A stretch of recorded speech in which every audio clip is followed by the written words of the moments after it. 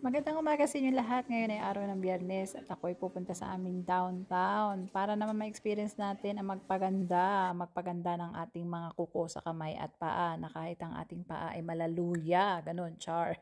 'Di ba? Experience din natin paminsan-minsan i-treat natin ang ating sarili, 'wag puro trabaho. Pahinga din pag may time. So 'yan ang unang ginawa ni Ate diyan, binabad muna ang aking mga paa sa tubig na merong nilagay na ewan ko kung ano 'yun. And then pagkatapos niyan, iniskoba niya na isa-isa ang mga kuko ko. So, machine ang ginagamit niya. Nung una nakakakiliti pero 'pag nasanay ka na, I mean natapos na yung isa hanggang dalawang kuko mo diyan sa paa mo, okey naman na. Eh, napaka-soft naman ng kanyang mga kamay, hindi naman mabigat kaya gusto ko ng matulog actually.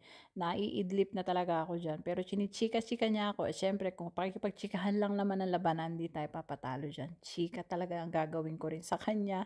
So, isa rin siya palang foreigner from Ukraine, eh, nakapagsalita na rin siya ng German. So, chikahan kami na para kami ay nasa bahay lamang, na akala mo matagal na magkakilala, gano'n. 'Di ba gano'n naman talaga minsan bilang isang manggagawa o nagtatrabaho o trabahante, bilang sa mga ganitong klaseng business, siyempre kailangan makipag-communicate ka rin sa iyong mga customers, 'di ba? Ang hirap din naman na napakatahimik mo, parang feeling mo, eh, ang lungkot-lungkot naman ng buhay mo, bakit hindi ka nagsasalita, gano'n. Something mga konting ano rin, tanungan portion lang. Tapos ayan na, nililinisan niya ng talampakan ko. Grabe, uy, ang kalyo natin parang ano na 'to, kasing kapal na ng lupa, buhangin, ganyan.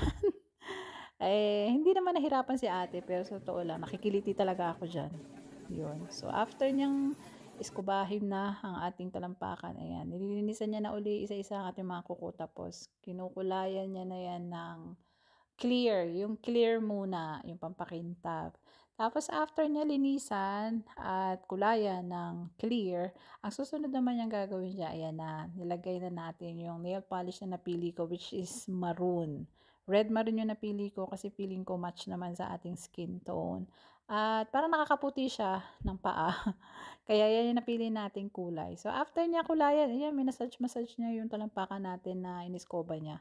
Tapos may nilagay siyang parang oil, hindi ko alam anong ibig sabihin niyan, pero parang feeling ko pampalambot lang ata sa mga gilid-gilid na natanggal ng mga dead skin natin, ano. Pero sa totoo lang, mabilis sila maglinis talaga din dito kasi nga more on machines naman ang ginagamit, hindi mano-mano. Pero si ate, nakita ko sa kanya na sanay din siya, kahit walang machine, alam na alam niya. After naman yan, yung kamay naman natin. So, habang nililinis yung kamay ko, pinapatuyo yung ating paa. Tapos, ayan, color green nga pala yung napili ko kasi attend ako sa kasal, anak ng kaibigan ko, which is ang Team I Green. Yun lang, thanks for watching guys. Bye-bye!